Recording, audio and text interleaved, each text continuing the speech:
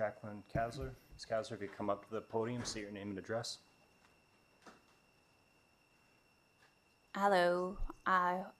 So correct me if I'm wrong, the item I wanted to speak about, the annual SOFI statements, got accepted on the consent agenda, so there's no discussion? Nope, you can speak to it. Okay. I thought it was interesting there on the agenda. The SOFI statements, the statement of financial information, are always very informative for municipalities around the province. They talk about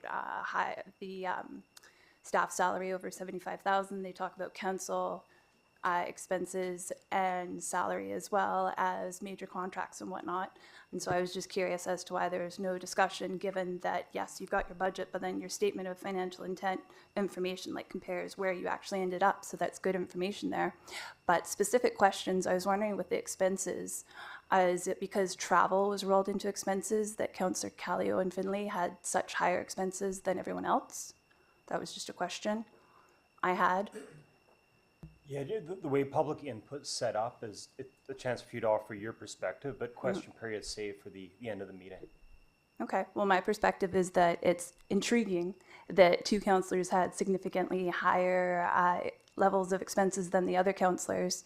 And then also just my input was looking at the sheer amount of staff that make more than 75,000 and the levels and proportions of senior management. I was wondering, and I recognize it's not a question I can get an answer to, but I was wondering about the current term for the CAO, recognizing that there seems to be a trend of severance agreements here at North Cowichan, with 4 recorded in the 2023 SOFI statements and 3 this year. So I was just curious as to the current contract, but I recognize I'm not getting an answer here.